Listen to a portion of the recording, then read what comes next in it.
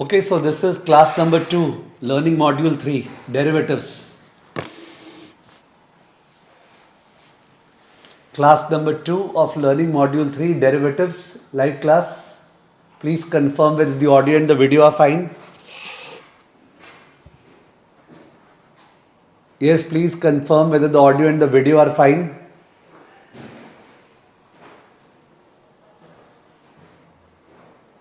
Up till now, I do not have any confirmation. Yes, it is. Kritisha, Dharma Tej, Sohail Khan, Preetam, Shantanu, Kriti. Okay, so wonderful day today. We have the budget and we have a Sunday and we have the CFA classes all combined in one. Let's enjoy. So, इस chapter में दो LOS था. The first LOS was regarding the benefits and the risks of derivatives. Very BComish. We did it yesterday. उसके बाद we started doing questions. I did around 7-8 questions.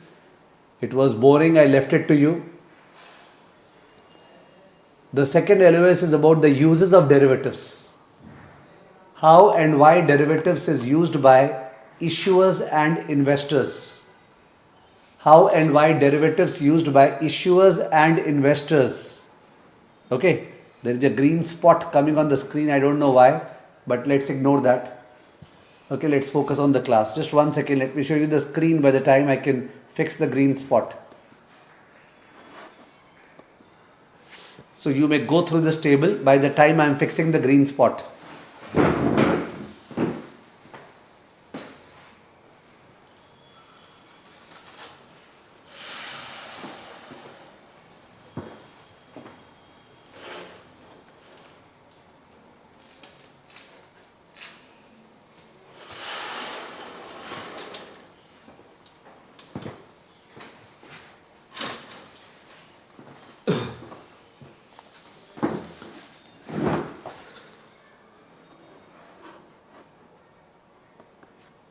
Okay, so it's now fixed. Perfect.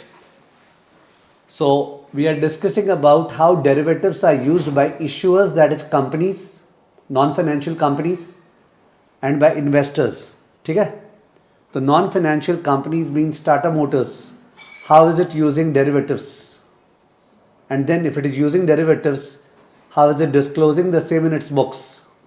यानी थोड़ा सा FSA भी आ जा रहा है. So we are discussing Tata Motors. How is it using derivatives and how is it showing in the books? Then we are going to discuss a JP Morgan or a particular fund. How are they using derivatives?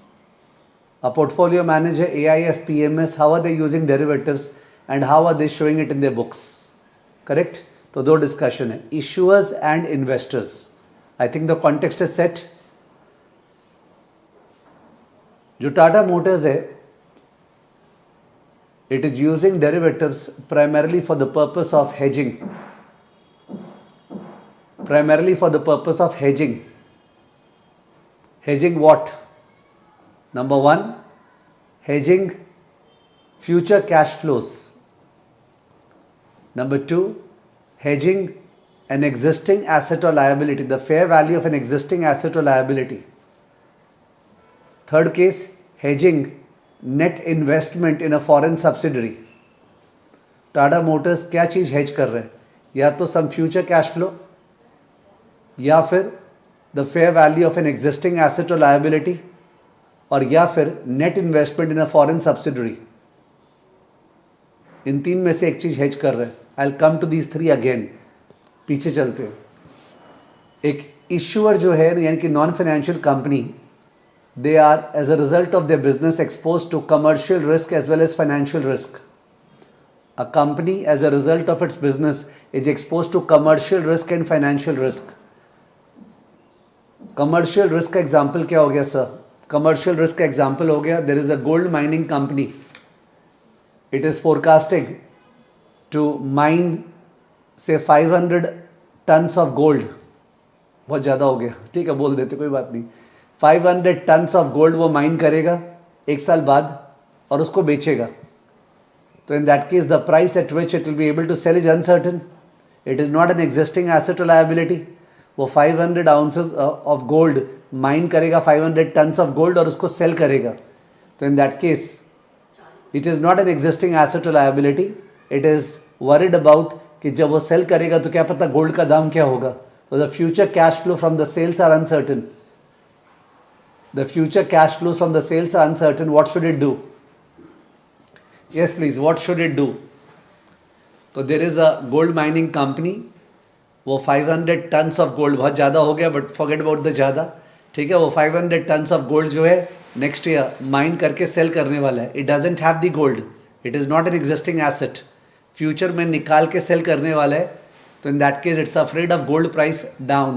What should it do to hedge itself? In case you are replying, do reply. Otherwise मैं अपने आप ही बोलते जाऊँगा. जुज़ेर, अंकुर, आदित्य, धर्मा, हार्दिक, आपको बोलना है तो बोलिए वरना मैं बोलूँगा. यस, करेक्ट है हार्दिक का. Enter into forward contract. उसको फॉरवर्ड कॉन्ट्रैक्ट एंटर करना चाहिए टू सेल गोल्ड. एकदम सही है. Enter into a short forward contract to sell gold. ठीक है आदित्य शॉ, एकदम करेक्ट है. Enter into a short forward contract to sell gold. ठीक है. Why not futures contract? Why not futures contract? तो जवाब होगा सर फ्यूचर्स भी कर सकता है. Why not option contract? Sir option भी कर सकता है. Why not swap contract? बार बार निकालने वाला था, स्वैप भी कर सकता है, बट यूजुअली फॉरवर्ड ही करता है. यूजुअली ओटीसी फॉरवर्ड ही करता है, ओवर द काउंटर फॉरवर्ड ही करता है. उसका रीजन ये है कि in order to qualify as an effective hedge as per accounting standards, in order to qualify as an effective hedge as per accounting standards, they want to enter into a contract which will be accepted by the regulators as an effective or qualifying hedge.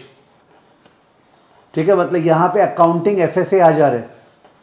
They would like to enter into an OTC contract, over the counter contract, जिसका terms ऐसा हो कि the standard regulatory bodies they accept that yes it is a qualifying hedge.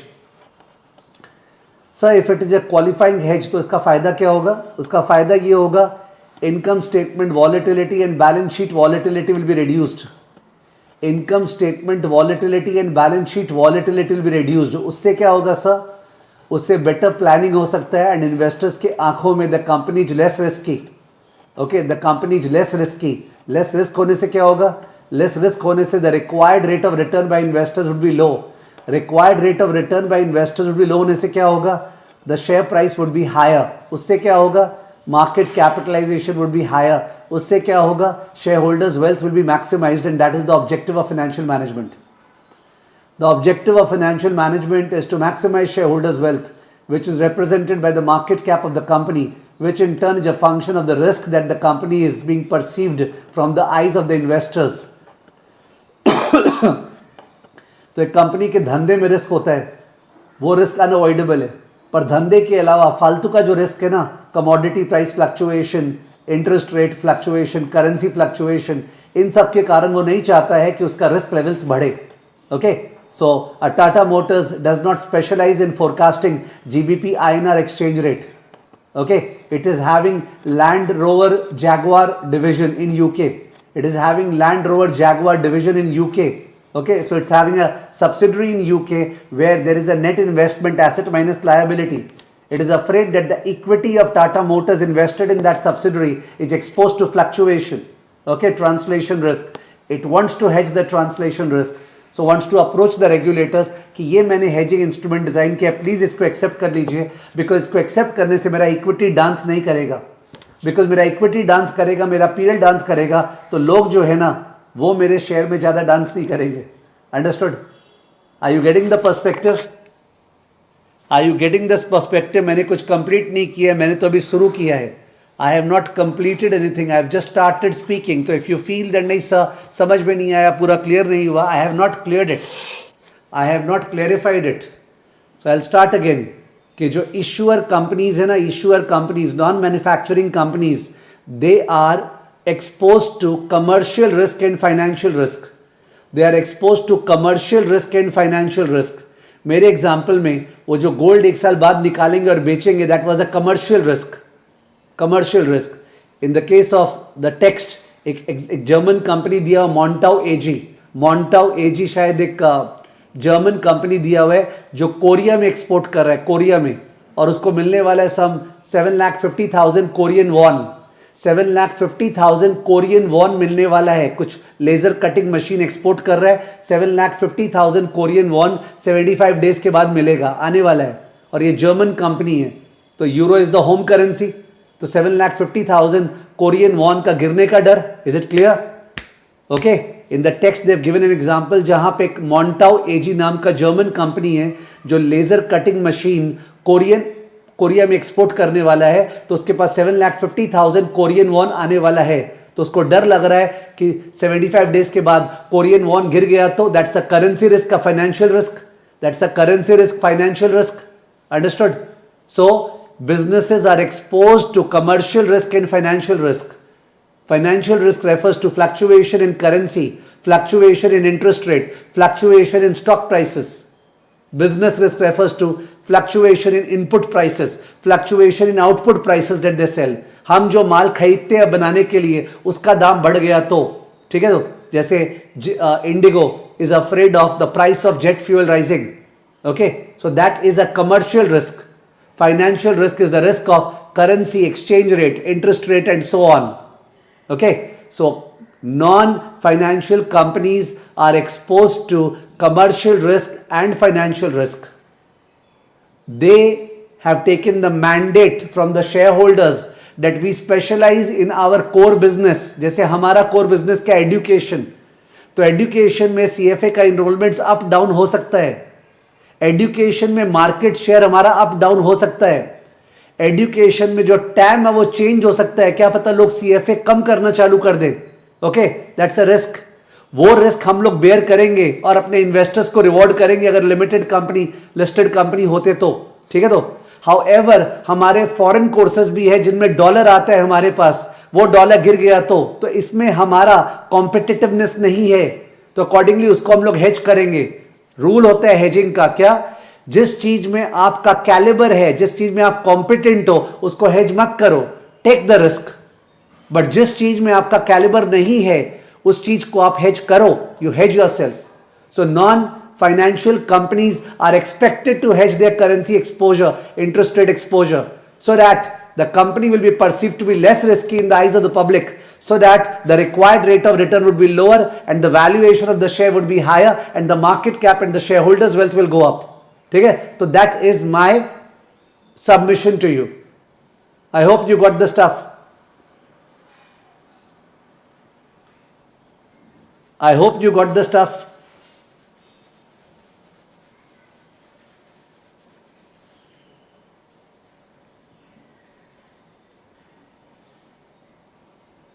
Thank you. Now let's enter into it. Sir, ये जो commercial और financial risk जिससे companies लोग exposed है, उसको जब ये लोग हेज करते हैं और ये लोग चाहते हैं कि standard setting bodies, the FASB, financial accounting standards board, FASB US का, ठीक है, the IAS, international accounting standards, और IFRS, they accept our hedge as a qualifying hedge. hedge किस प्रकार का होता है? 3 टाइप का hedge होता है। One is a cash flow hedge, the second is a fair value hedge, the third is a net investment hedge. There are 3 types of hedges. One is a cash flow hedge, second is a fair value hedge, third is net investment hedge. Cash flow hedge, fair value hedge, net investment hedge, words learn कर लो। Cash flow hedge, fair value hedge, net investment hedge. These hedges differ in terms of what is being hedged, and they differ in terms of what will be the accounting treatment, what is being hedged and what will be the accounting treatment. Okay, I will explain it through an example. तो मैंने बोला gold mining company है, वो gold mine करने वाला 1 साल बाद, accordingly वो गोल्ड का फॉरवर्ड कॉन्ट्रैक्ट सेल करता है।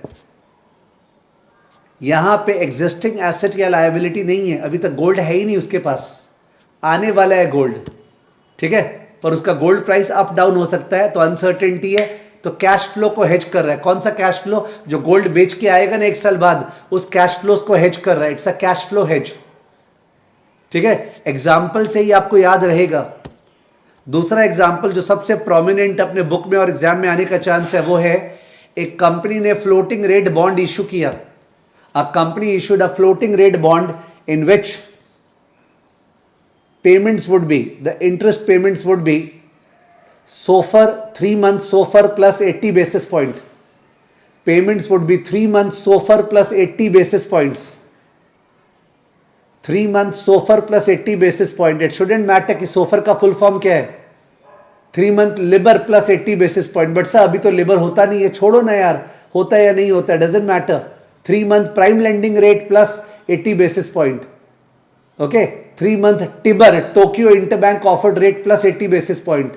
3 month SIBOR, Singapore Interbank offered rate plus 80 basis point. 3 month HIBOR, Hong Kong Interbank offered rate plus 80 basis point. So don't take the tension about LIBOR, TIBOR, SIBOR, HIBOR, EURIBOR, ये सब के बारे में tension मत लेना. There is some reference rate, 3 month market reference rate plus 80 basis point.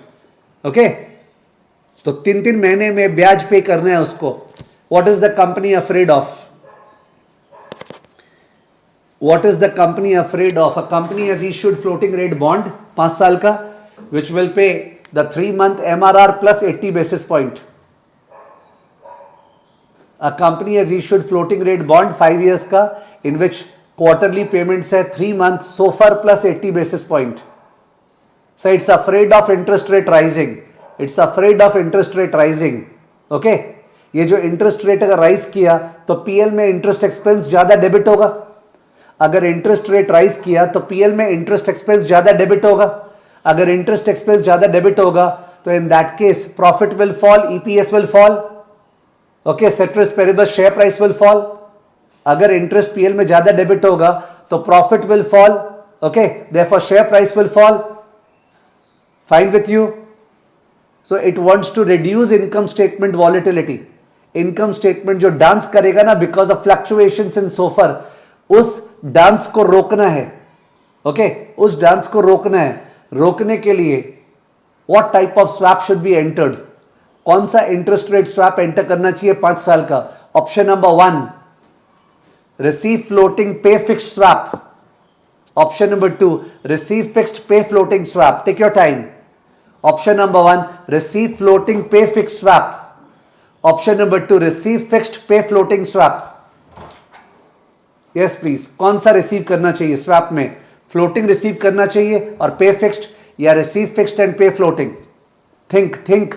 Floating जा रहा है मेरा घर से, सोफर जा रहा है, फ्लोटिंग जा रहा है. हेज करने के लिए क्या करूं? स्वैप में हेज करने के लिए क्या करूं? यस अमित ध्रुवा बोलिए. अंकुर लोट, धर्मा तेज तुमाला, हार्दिक मखाना मखवाना.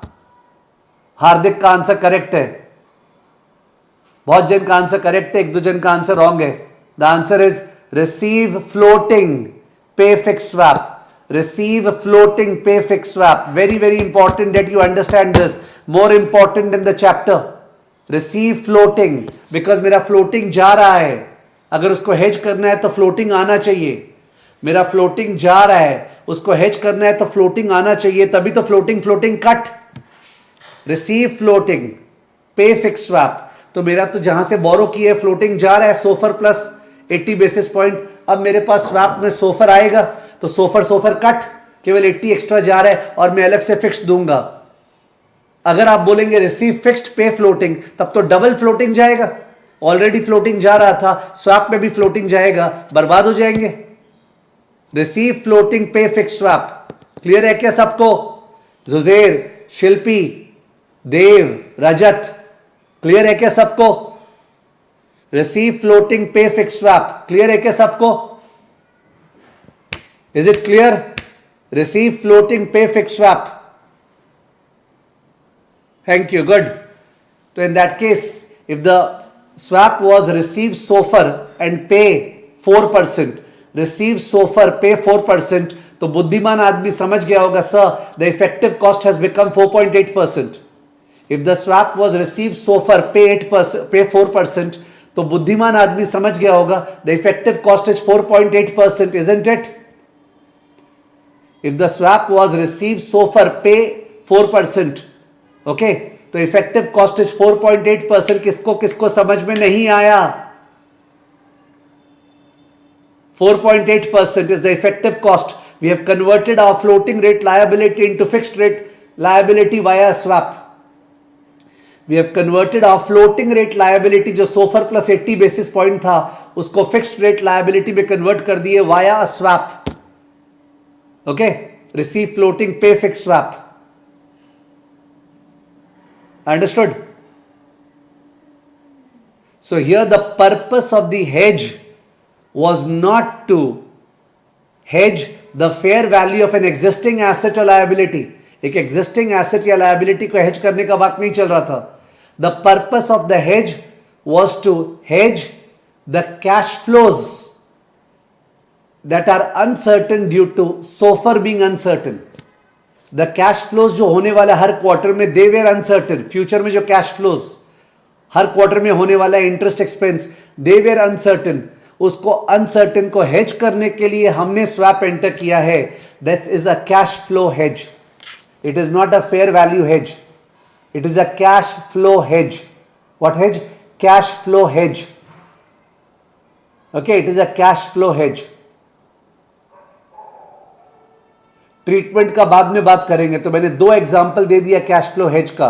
पहला एग्जांपल, एक गोल्ड माइनिंग कंपनी जिसके पास गोल्ड इन्वेंट्री में है नहीं, जो गोल्ड नेक्स्ट ईयर निकालेगा, माइन करेगा, उसके बाद बेचेगा. It's not an existing asset, तो it's hedging the future revenue cash flows which will arise from the sale of gold by selling gold forward. It's a cash flow hedge. Second example, there is a company which issues a floating rate bond, so its future interest payments cash flows are uncertain, hence it enters into a receive floating pay fixed swap. That's a cash flow hedge.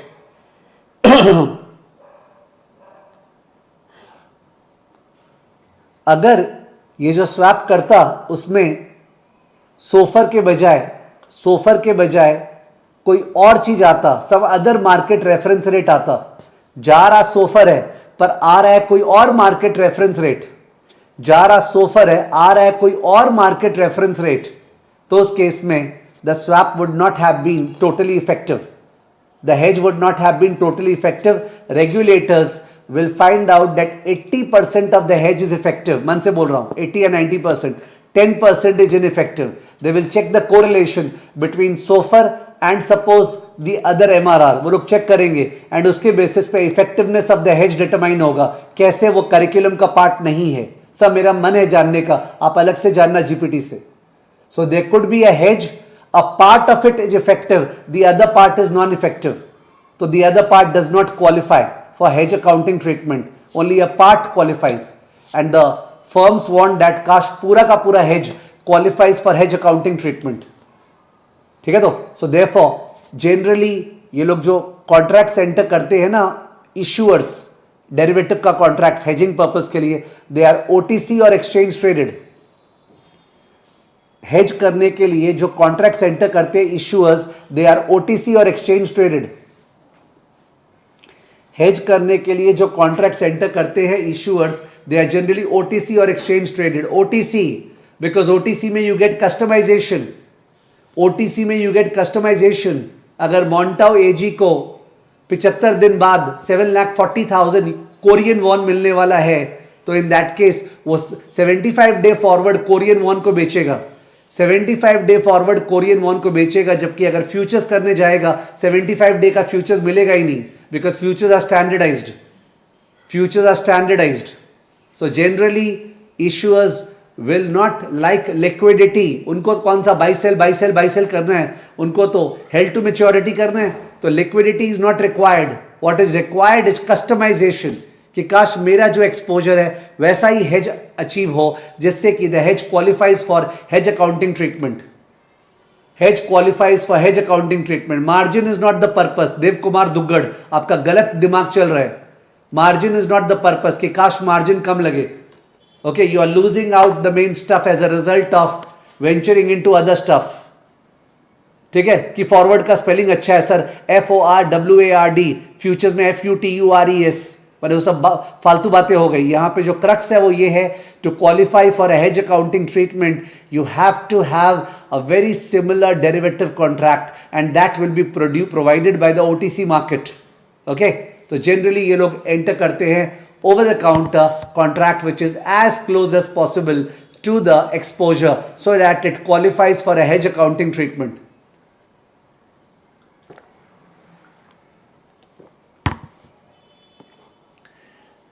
Now let's talk about इसका hedge accounting treatment क्या होगा।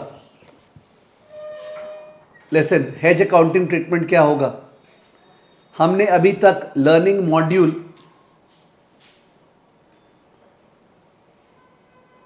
Module 6 या 7 कौन सा है याद नहीं आ रहा है, it is on the pricing and valuation of swap. Learning module 6 या 7 is on the pricing and valuation of swap.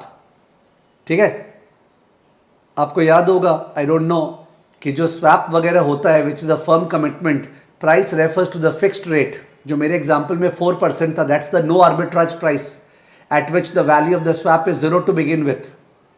But as time passes market rates change, because of which swap comes to have a positive value to one party and negative value to another party. याद है क्या, price versus value of a firm commitment. In the case of swap, the fixed rate 4% is derived in such a manner that the swap has zero value to begin with. Okay, no arbitrage price, 4%. But as time passes, rates change in the market, but अपना rate same रहता है, तो because of which the swap comes to have a positive value or negative value to each party. ये समझाया गया था पर इसका मैथ किए नहीं है, तो ये 10/10 क्लियर नहीं हो सकता है। यू कैन से डेट्स मोटा मोटी फील वाइज क्लियर है, बिकॉज हमने किया कैसे है। ओके, आगे करेंगे ना, तो अकॉर्डिंगली क्या होगा, जिस दिन से स्वैप एंटर करेंगे उसी दिन से नेक्स्ट डे से value of the swap will change. Value of the swap जो 0 था first day, because no arbitrage price, वो value of the swap non zero हो जाएगा नेक्स्ट डे से ही। ओके सर, नॉन जीरो में पॉजिटिव होगा कि नेगेटिव होगा, इसके लिए, इस कंपनी के लिए वो डिपेंड करता है रेट्स उसके फेवर में मूव करे या कि अगेंस्ट पे। प्लीज बताना, एक स्वैप जिसमें अपने फ्लोटिंग रिसीव कर रहे हैं फिक्स्ड पे कर रहे हैं, एक स्वैप जिसमें अपने फ्लोटिंग रिसीव कर रहे हैं फिक्स्ड पे कर रहे हैं, उस स्वैप में you will gain by interest rate rising और interest rate falling. I am only talking about the swap. Okay, एक स्वैप में जिसमें आप फ्लोटिंग रिसीव कर रहे हैं फिक्स्ड पे कर रहे हैं, उसमें you will gain by interest rate rising और इंटरेस्ट रेट फॉलिंग। एक स्वैप में जिसमें आप फ्लोटिंग रिसीव कर रहे हैं फिक्स्ड पे कर रहे हैं, you would gain by interest rate rising और interest rate falling. Obviously interest rate rising, कि हम लोग फ्लोटिंग रिसीव करें, काश इंटरेस्ट रेट बढ़े। तो अगर इंटरेस्ट रेट नेक्स्ट डे से बढ़ना चालू हो गया, तो स्वैप का जो वैल्यूएशन करेंगे, जो मैंने सिखाया नहीं है अभी तक, जो LM नंबर 6 या 7 में है, वो स्वैप का वैल्यू पॉजिटिव आएगा। क्या आएगा? पॉजिटिव। तो पॉजिटिव आएगा तो बैलेंस शीट में एसेट साइड में, बैलेंस शीट के एसेट साइड में स्वैप का वैल्यू पॉजिटिव दिखाया जाएगा। ओके, स्वैप का वैल्यू पॉजिटिव दिखाया जाएगा, तो बैलेंस शीट का एसेट बढ़ गया, मार्क टू मार्केट स्वैप का वैल्यू पॉजिटिव। तो ऑफसेटिंग एंट्री जो होगा, because balance sheet has to match, the offsetting entry will go into OCI, other comprehensive income, in case you have heard the name. The offsetting entry will go into OCI, other comprehensive income. Okay, other comprehensive income is a part of equity. So if you imagine the balance sheet, asset side और liability side में L&E, liability and equity, तो asset goes up because swap में फायदा हो गया, तो equity goes up, यानी PL में नहीं जाता है, it goes to OCI, direct to equity adjustment. Okay, it's like asset count debit to equity account.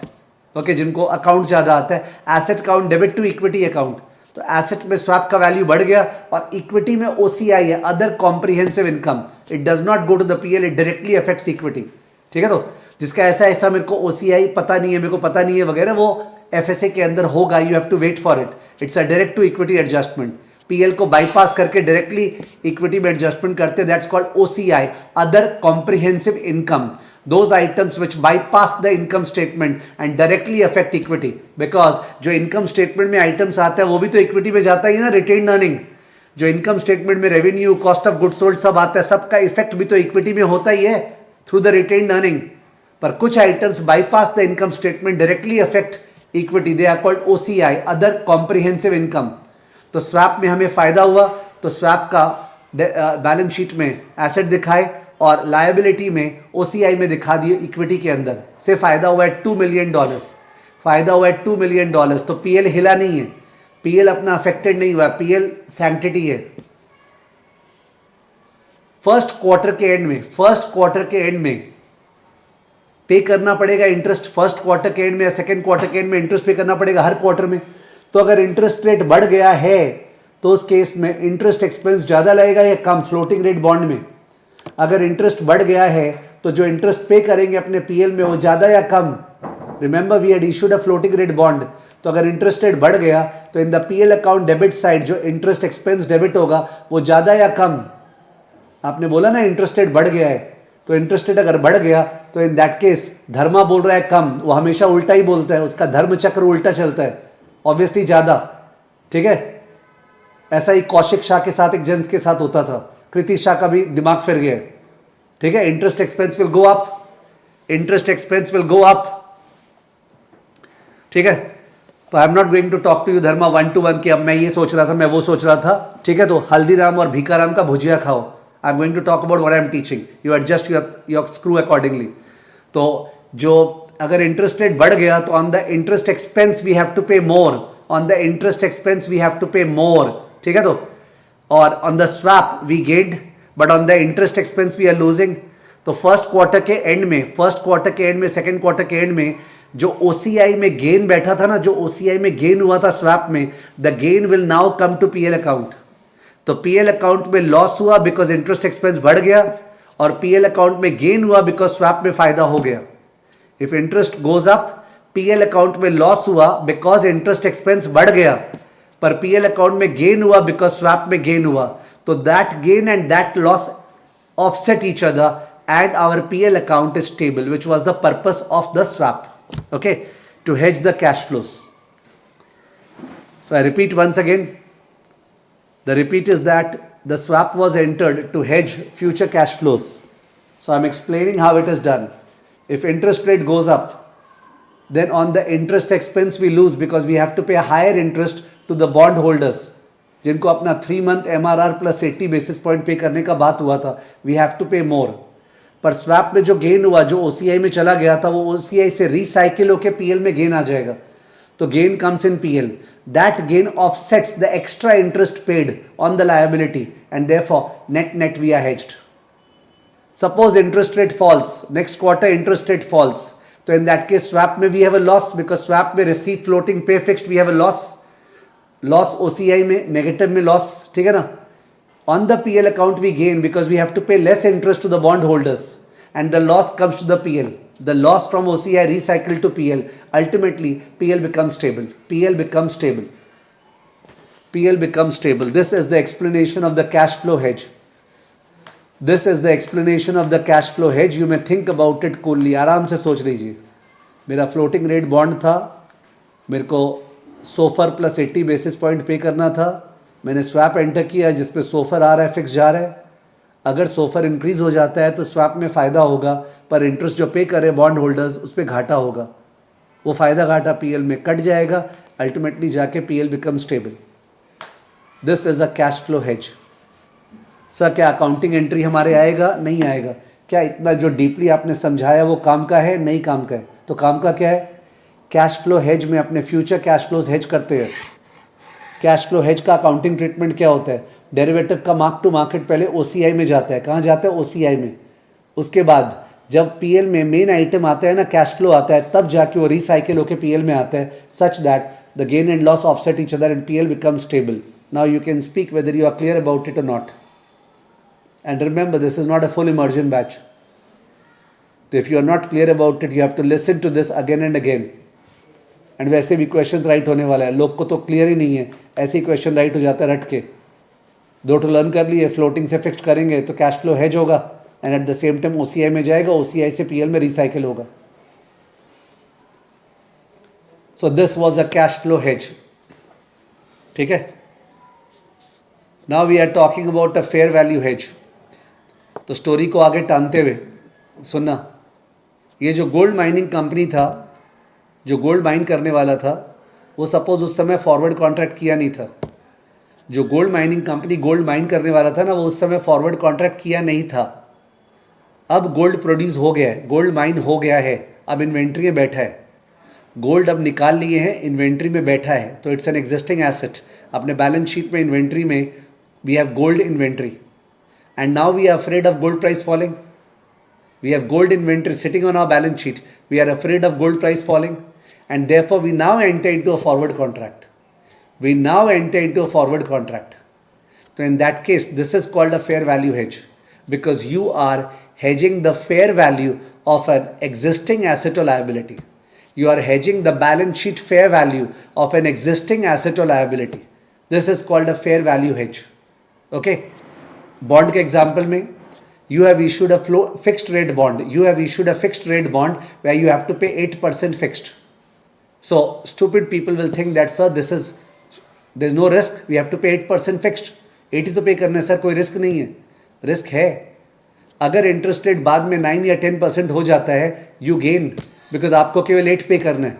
The present value of the liability falls. Bond का अगर पीवी निकालेंगे ना 10% से, 8% पे करना है, और पीवी निकालेंगे 10% से। प्लीज कैलकुलेट करो। $1000 का बॉन्ड है, 8% एनुअल कूपन 5 ईयर्स। $1000 का बॉन्ड है, 8% annual coupon 5 years, at interest rate becomes 10%। Tell me the price of the bond. $1000 का बॉन्ड है, फेस वैल्यू 5 साल, 8% एनुअल कूपन, ओके, और 10% बाजार में रेट हो गए, तो what is the price of the bond? Take out your calci please. $1000 का बॉन्ड है, लायबिलिटी साइड में 8% एनुअल कूपन है, ओके।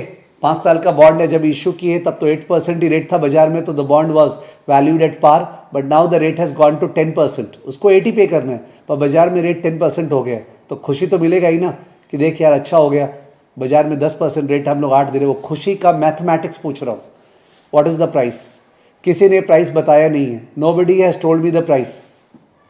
किसी ने भी प्राइस बताया नहीं है। Shilpi, Juzer, Dharma, nobody has told me. Calculator में सेकेंड क्लियर टीवीएम, कैलकुलेटर में सेकेंड क्लियर टीवीएम, कैलकुलेटर में सेकेंड क्लियर टीवीएम। कैलकुलेटर नहीं है तो हवा में सोचो कि कैलकुलेटर एज इफ है। Second clear TVM, 1000 FV, 1000 FV 80 PMT, 1000 FV 80 PMT, 5N 10 I by Y, 1000 FV 80 PMT, 8 PMT नहीं 80 PMT, 8% of 1000 80 PMT, 5N 10 I by Y, CPT PV, CPT PV, CPT PV, 1000 FV 80 PMT, 5N 10 I by Y, CPT PV। Anand Sharma, हार्दिक मखवाना का answer आया 924, मेरे ख्याल से correct है। 924 is correct I think, 924। बाकी लोग try कर सकते हैं। 1000 FV। सर मेरे को तो कैलकुलेटर यूज करना नहीं आता, उसके लिए ही तो अलग से वेबिनार्स हो रहा था, TVM DCF classes, in which the last attendance the other day was 13 लोग अटेंड किए थे। तो those are prerequisites, not a part of the syllabus, okay. You have to either know it beforehand और you have to attend the webinar, okay. 924.18, 924.18 आया, 924.18, 924.18, that is the price if you want to write 1000 FV 80 PMT 5N 10 I by Y CPT PV, तो 924.18। Can you clear the CFA exam without knowing the calculator? You can't. So शायद you can't, शायद by chance you can't। तो in that case TVM DCF का 14 classes मेरा YouTube पे है, वो उसके बजाय 5 क्लासेस में TVM DCF अब खत्म हो गया, अलॉन्ग विद CFA का पूरा curriculum, core reading, candidate resources, सब कुछ। तो आपको करना पड़ेगा टाइम निकाल के, ठीक है। रोज रोज शेयर हो रहा है, लाइव क्लास हुआ है उसका, और लाइव नहीं कर पाए तो बाद में करना है। 1000 FV 88% of 1000 80 PMT 5N 10I/Y CPT PV 924.18, assume कर रहा हूं आ गया, तो जो लायबिलिटी 1000 का था वो लायबिलिटी रिड्यूस होके 924 हो गया, लायबिलिटी 1000 का था तो लायबिलिटी रिड्यूस होके 924.18 हो गया। ठीक है, अगर मान लेते इंटरेस्ट रेट गिर के 6% हो जाता है, अगर मान लेते इंटरेस्ट रेट गिर के 6% हो जाता है तो 6I/Y पुट करो, जो लोग कर रहे थे 10I/Y के बदले 6I/Y, पूरा वापस नहीं करना पड़ेगा, 6I/Y CPT PV, 6I/Y CPT PV, 6I/Y CPT PV, 6I/Y CPT PV, 6I/Y CPT PV 1000, जुजेर बोल रहे हैं 1084, आनंद शर्मा बोल रहे हैं 1147, आई थिंक 1084 है। 6I/Y CPT PV, अनुराग, आनंद, प्रीतम, अमी 1084, 1084, तो लायबिलिटी बढ़ गया। Okay, so for a fixed rate bond, a naive भोला भाला student may think that's a fixed rate bond में तो कोई रिस्क ही नहीं है, हमें तो 8% पे करना है risk. The value of the bond will fluctuate, the fair value of the bond will fluctuate, its fair value of the liability will fluctuate। अगर मेरा इन्वेंट्री था गोल्ड का तो वहां fair value of the asset was fluctuating, अगर मेरा liability है fixed rate bond तो fair value of the bond will fluctuate। उसको hedge करना है, तो when you want to hedge the fair value of an existing asset or liability, then that derivative which we use is called a fair value hedge। When you want to hedge the fair value of the existing asset or liability, not future cash flow, the fair value, in that case the hedge which you enter is called a fair value hedge। cash flow hedge क्या था? When you want to hedge the future cash flows that will arise, future cash flows that will arise on account of floating rate debt, interest expense uncertain, or on account of some asset which is no longer there, which will be there in future। okay, gold आएगा, ठीक है, उसका revenue क्या आएगा uncertain है, PL में जो आएगा उसको हेज करना है, तो वो cash flow hedge. Future cash flows को हेज करे तो cash flow hedge, fair value को हेज करे ऑफ एन एग्जिस्टिंग एसेट और liability, that is fair value hedge. I hope it is clear. तो अगर अपना 8% फिक्स्ड रेट बॉन्ड इशू किया हुआ है और अपने को उसका फेयर वैल्यू हेज करना है, तो अपने स्वैप एंटर करेंगे जिसमें option number 1 receive floating pay fixed, option number 2 receive fixed pay floating। Company का फिक्स्ड रेट बॉन्ड इशू किया हुआ है, 8% जा रहा है, उसको उसका फेयर वैल्यू हेज करना है, फेयर वैल्यू, तो हेज करने के लिए स्वैप एंटर किया, रिसीव फ्लोटिंग पे फिक्स्ड या फिर receive fixed pay floating, which one? Swap enter किया, रिसीव फ्लोटिंग पे फिक्स्ड या फिर रिसीव फिक्स्ड पे फ्लोटिंग, कौन सा स्वैप? कौन सा स्वैप?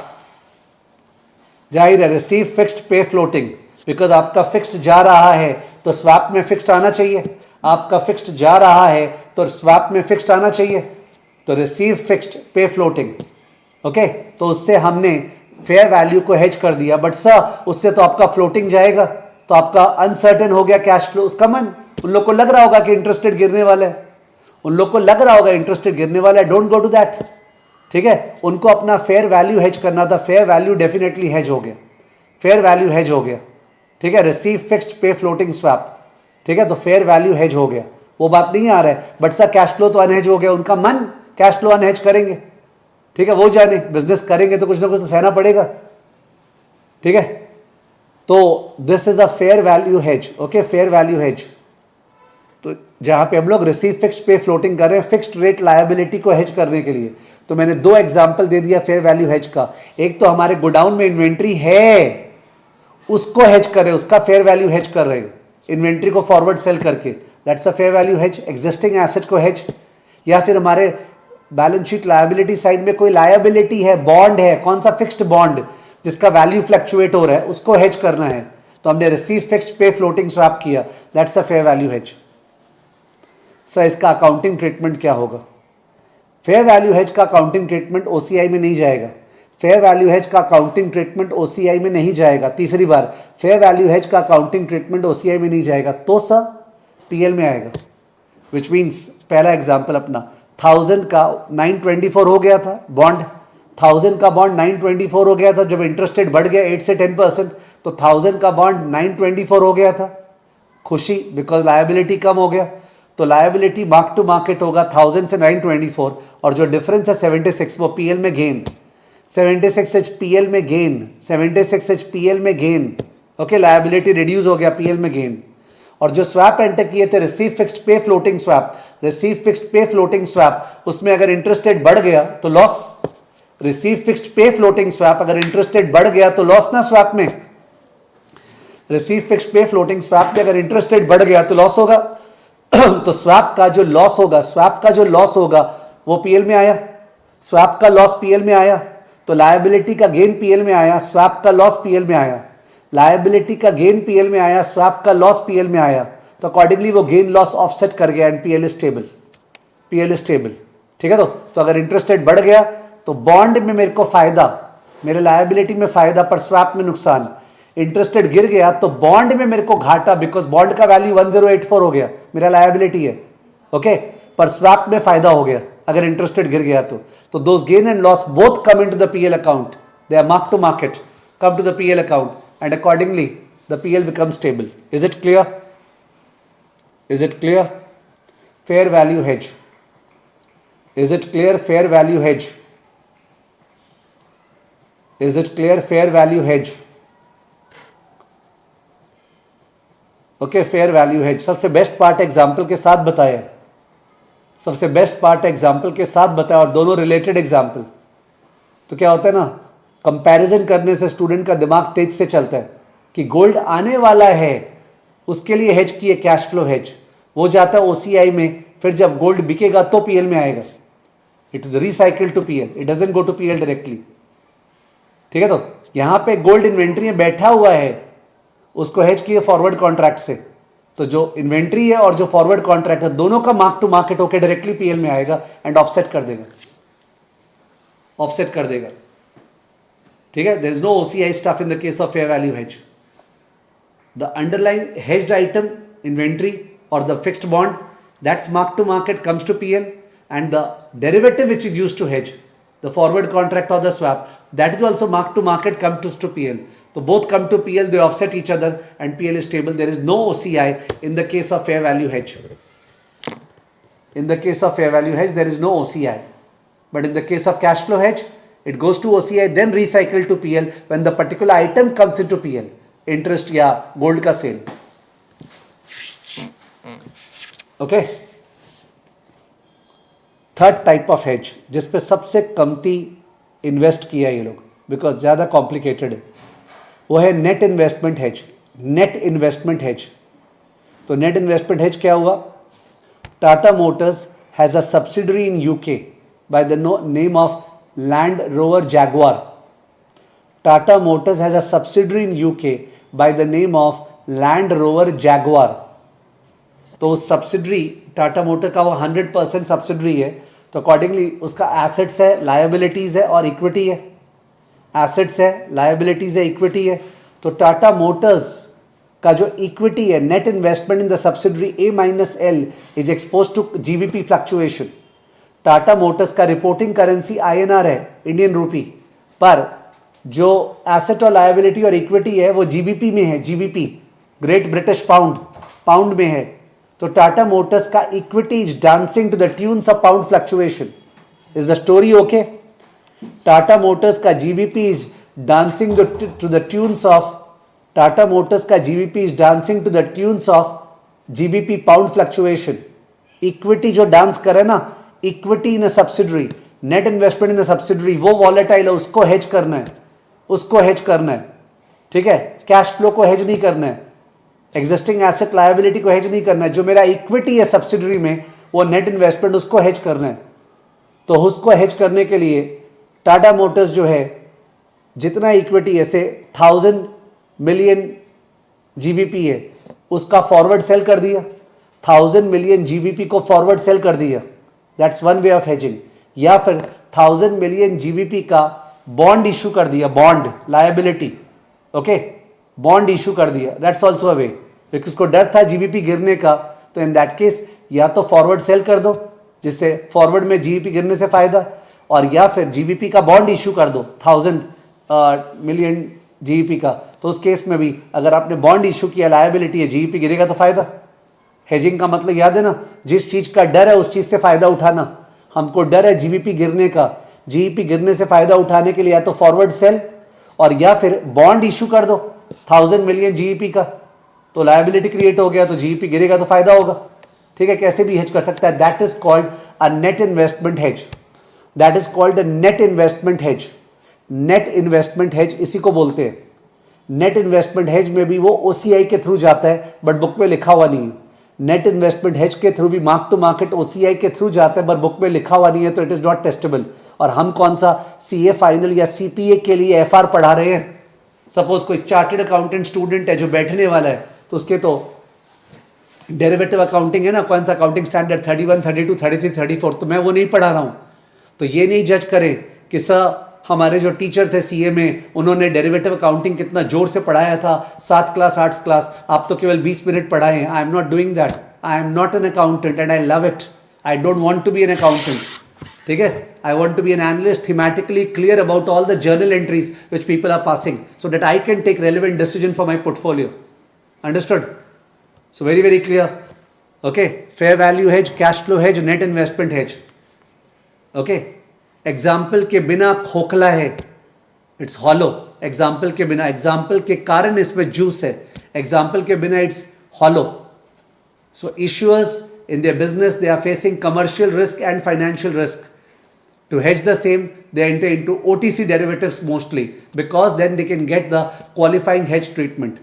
अगर कोई डेरिवेटिव स्पेक्यूलेशन के लिए एंटर होता है या डेरिवेटिव हेज के लिए एंटर होता है बट एक पार्ट अनक्वालिफाइड हो जाता है, इनइफेक्टिव है।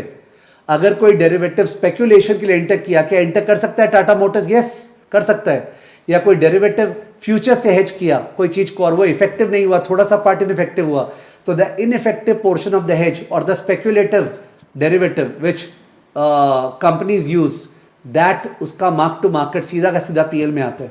That is considered to be speculation, वो मार्क टू मार्केट पीएल में आता है और पीएल को डांस करवाता है। The PL becomes volatile, investors perceive higher risk, required rate of return goes up, valuation of the share goes down, market cap goes down, shareholders' wealth destroyed. This is not the lessons of risk management. Therefore, companies try to have effective hedges, not ineffective hedges. Okay? हम लोग किसी company में इसलिए invest नहीं कर रहे कि वो डेरिवेटिव में खेल के शेयरहोल्डर्स वेल्थ क्रिएट करेगा। अगर वैसा करना होता, we will invest in some other trading firm ना। We are investing in a cement company or a textile company for their expertise in textile, not for their expertise in currency. तो वो लोग को hedge करना चाहिए properly, ठीक है ना?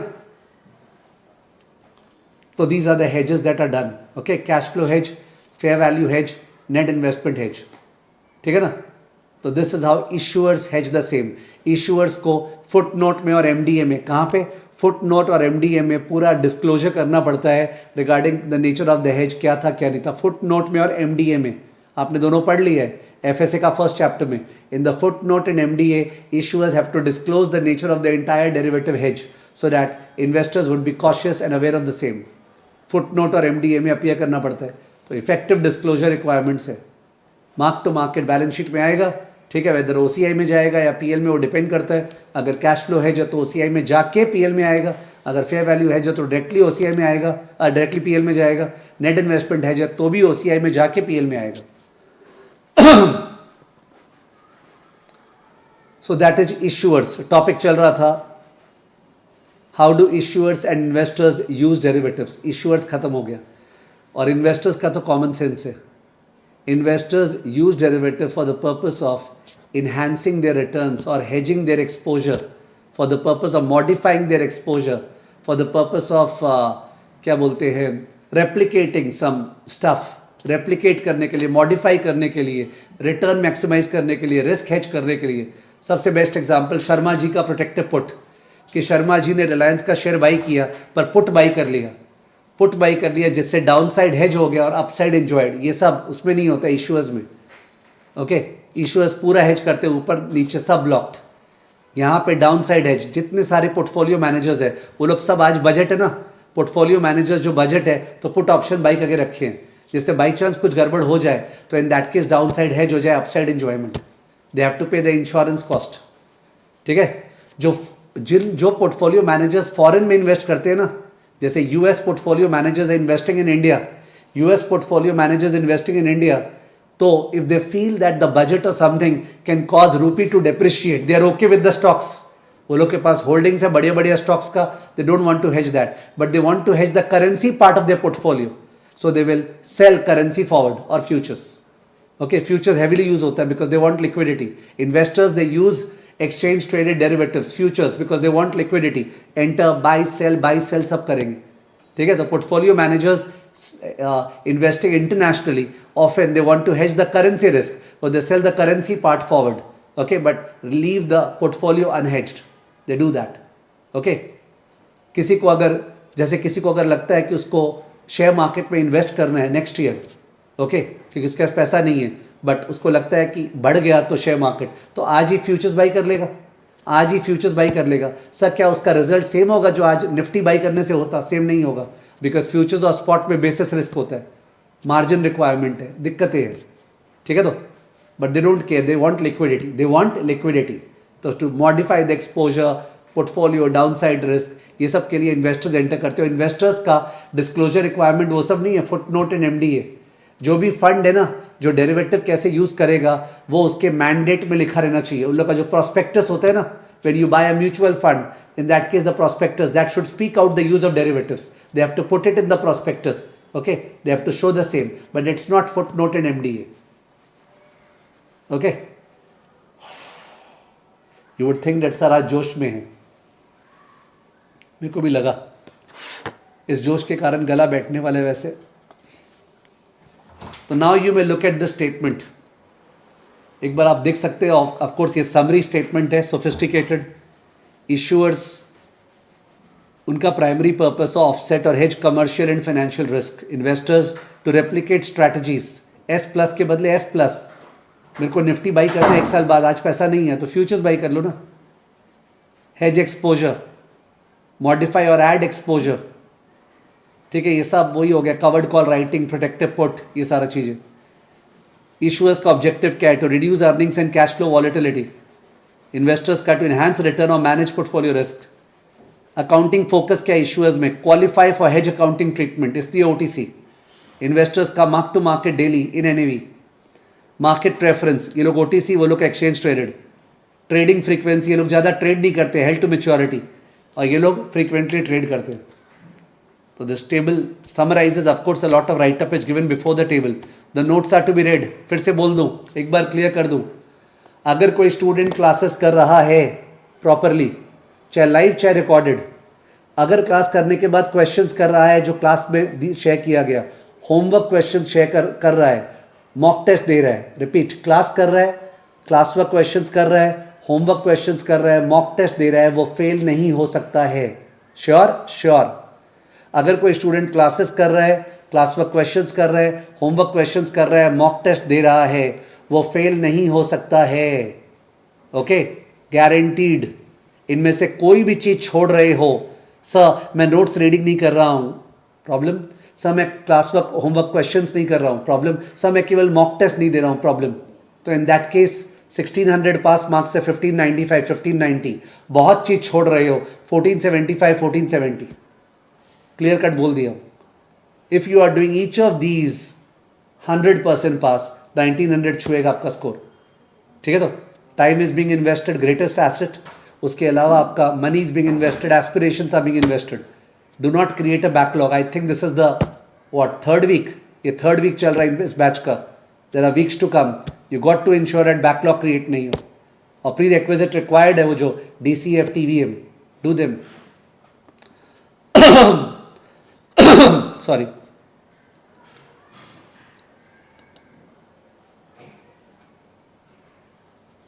क्वेश्चंस देख रहा हूं लास्ट के तरफ से।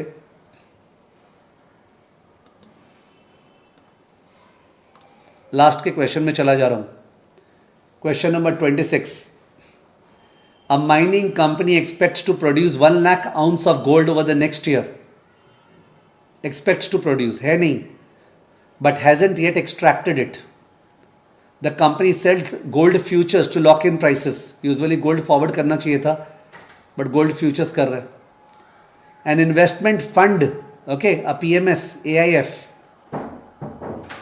owns 1 lakh ounces of physical gold उसके पास है and buys put option to protect against price decline. Sharma ji, आपके पास गोल्ड है, आपने पुट ऑप्शन बाई कर लिया, इंश्योरेंस बाई कर लिया. These strategies respectively represent. These strategies respectively represent. These strategies respectively represent. These strategies respectively represent. Obviously, answer is option number B. Issuer का cash flow hedge, investor का risk modification. Because investor में थोड़ी अपने वो word use करते हैं, cash flow hedge, fair value hedge, ये सब वर्ड नहीं है इन्वेस्टर में. जो म्यूचुअल फंड ये सब डेरिवेटिव यूज करते हैं उस पर वो सब वर्ड नहीं है, fair value hedge, net investment hedge वगैरह. ठीक है, उन लोग ऑल्टर कर रहे हैं एक्सपोजर, मॉडिफाई कर रहे हैं एक्सपोजर, रिस्क मैनेजमेंट कर रहे हैं, रिटर्न इनहैंस कर रहे हैं, रेप्लीकेट कर रहे हैं, ये सब वर्ड्स है. समझ गए? तो इन्वेस्टर में वो सब मत लगा देना, सेट्स अ कैश फ्लो हेज, वो सब इश्यूअर्स में है. ठीक है, तब भी रॉन्ग हुआ है शांतनु का, अंकुर लॉट का. मैंने कैसे रॉन्ग हो सकता है, मैं सोच रहा हूँ. ये तो एग्जाम्पल अपने किए थे कि गोल्ड जो है 1 साल बाद माइन करने वाले हैं, फिर बेचेंगे, उसको हेज करेंगे तो कैश फ्लो हेज है. मैंने I am really surprise, believe me, Shantanu Chatterjee and Ankur लॉट. This is what I took the example. How can you say option number A? How can you say option number A? मतलब it seems that I have not taught at all. 1 घंटे से झक मार रहे हैं. Anyways, it's better I don't ask and just discuss the answer and move ahead rather than being so sad about it.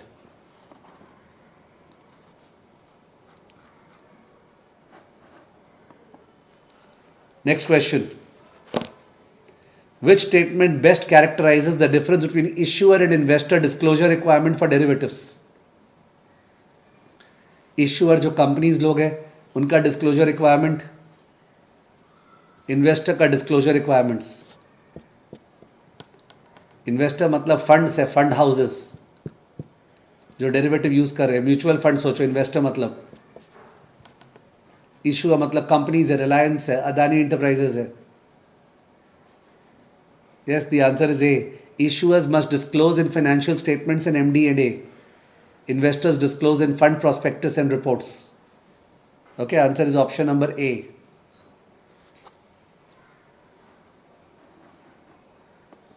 Since मैं नीचे से ऊपर आ रहा हूं तो आंसर दिखनी चाहिए, इसलिए बीच बीच में हटाते जा रहा हूं.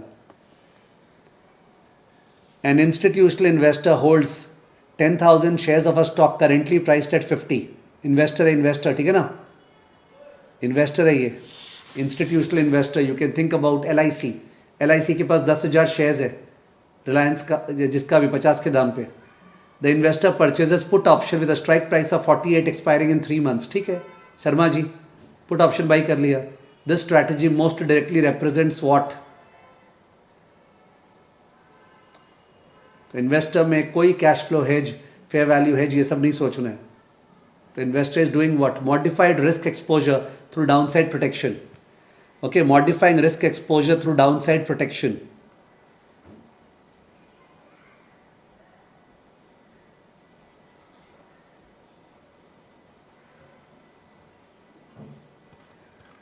Question number 23. A pharmaceutical company has issued 500 million euro in fixed rate euro bonds. Fixed bond issue किया है. Be careful. Shantanu Chatterjee, be careful. Fixed rate bond issue किया है. Fixed rate bond balance sheet में. ठीक है. The company wants to convert this to floating rate exposure. तो swap enter करेगा, receive fixed pay floating. Okay, swap enter करेगा under hedge accounting. कौन सा आंसर है? फिक्स्ड बॉन्ड इशू किए. यह शांतनु का आंसर करेक्ट है.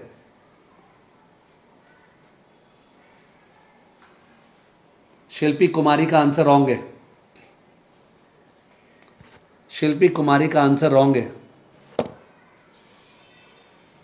Answer is option number A. It's a fair value hedge. Answer is option number ए. और शिल्पी कुमारी ने सोचा कि आज सुबह सर से काफ़ी बार OCI सुने थे. It's a fair value hedge. Fixed bond है, उस पर कोई कैश फ्लो का रिस्क नहीं है. वो फेयर वैल्यू हेज कर रहे हैं अपने स्वैप के थ्रू. तो मैंने बोला था फेयर वैल्यू हेज OCI में नहीं जाता है. ओके, जो मार्क टू मार्केट है स्वैप का और बॉन्ड का, दोनों PL में आएगा. और ऑफसेट करेगा, ओसीआई में नहीं जाता है फेयर वैल्यू हेज। शिल्पी कुमारी का रॉन्ग था, ओके, शिल्पी कुमारी का रॉन्ग था।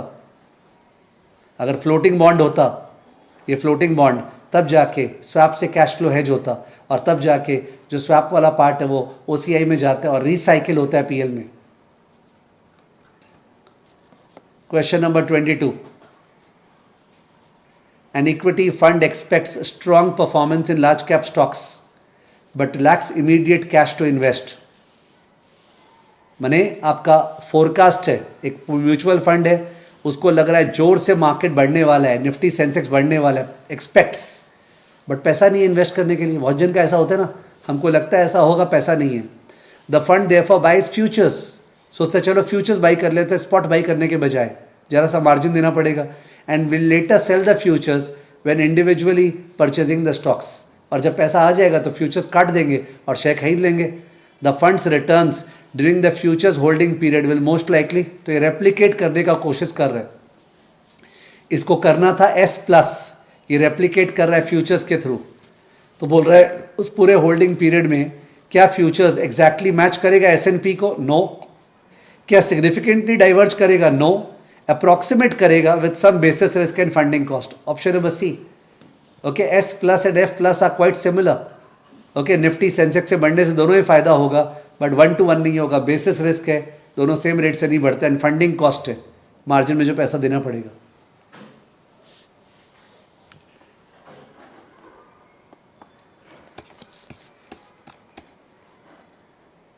Question 21. A German automobile manufacturer exports vehicles to US with payments in 120 days. ठीक है, एक्सपोर्ट किए तो 120 डेज के बाद $, आने वाला है। German automobile manufacturer, to achieve hedge accounting treatment the company would most likely do what? 120 दिन बाद डॉलर आने वाला है, वो हेज करेगा, तो हेज अकाउंटिंग ट्रीटमेंट में क्वालिफाई होने के लिए तीनों में से कौन सा करना चाहिए?